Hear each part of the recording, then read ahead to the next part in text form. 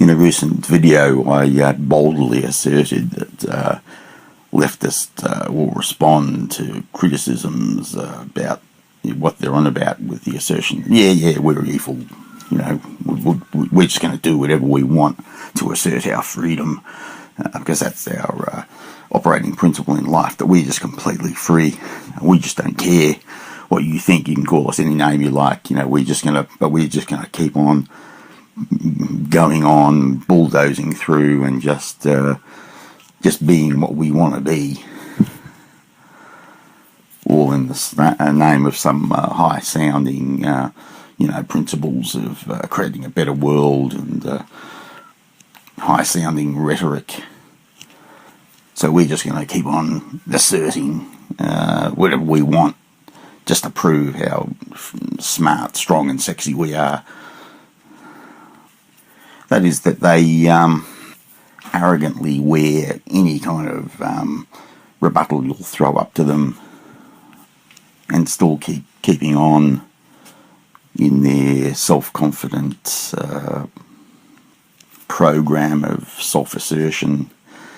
And a classic example of this is how they always assert the principle of rights. Everybody, all the victim groups that they champion in their own cause of kind of self-assertionism and self-fulfillment and self-realisation, all the victim groups are spoken of as our rights. Doesn't matter what victim group it is, women's rights, black rights, the rights of asylum seekers. And in opposing the left, one group in particular, which was the anti-abortion movement, deliberately chose the language of rights to counter and fend off the left. And that was the Right to Life movement. In Australia, at any rate, I don't know whether this movement goes by this name in other places. And the left, predictably and arrogantly, just ignores this. And my approach is always to say that I don't care what rights you assert as a leftist. If you can't take on board the right to be born, the right to life, I'm not listening to you about rights until you can acknowledge that right and take that on board and give some kind of coherent response to that. I'm not going to listen to your assertion of all the spurious rights you otherwise discuss in relation to other groups. When you acknowledge something so basic as the right to life, I will listen to you about anything you're on about. But of course, they don't bother to do that. I've never heard a leftist in any way sort of take on board the principle of the right to life and give some sort of cogent response to this, other than to just sidestep the issue and just keep going on with their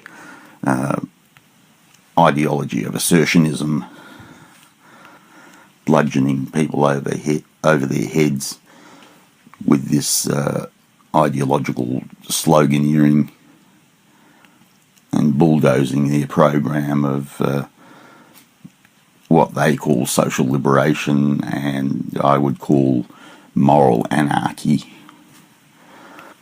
whose only real result is to create a society of moral confusion, which lacks the sort of moral foundations and moral fibre to resist, or even know how to resist, the blandishments of the left, the assertions of the left.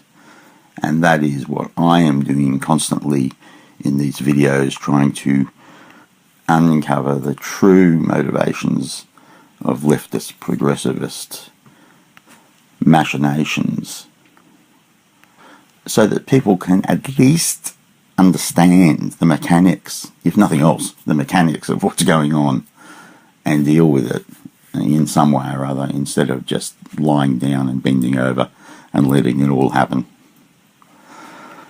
And a great starting point would be to say, I'm not going to listen to anything you say about rights until you acknowledge the right to life and the right to be born, and then we will have a discussion about something. Until then, forget it. And just a parting thought, the left has always been caught out engaging in incoherent argumentation and being proved wrong about lots of things, of course, but they've always fended this off with some kind of effort to, a fig leaf of justification and rebuttal. But in more recent times, they're now caught out making complete asses of themselves in situations where they don't seem to feel that they need to even explain themselves, such as the Elizabeth Warren debacle, and more recently the Covington Catholic boys incident or episode.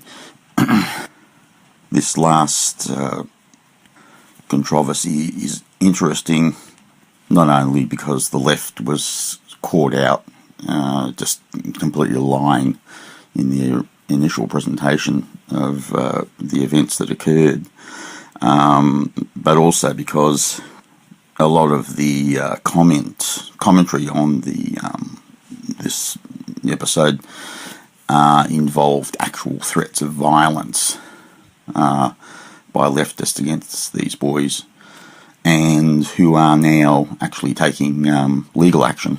Of course, none of these people were banned by Twitter or whatever, or deplatformed or anything like this, as has happened in the case of conservative commentators who have made very, very mild statements, nothing that's overtly threatening to anyone. I mean alleged threats of violence, and but of course the left gets off scot-free with this, but now many of these people are facing prosecution or litigation at any rate, and that will be very interesting to see how that plays out. That's all for now.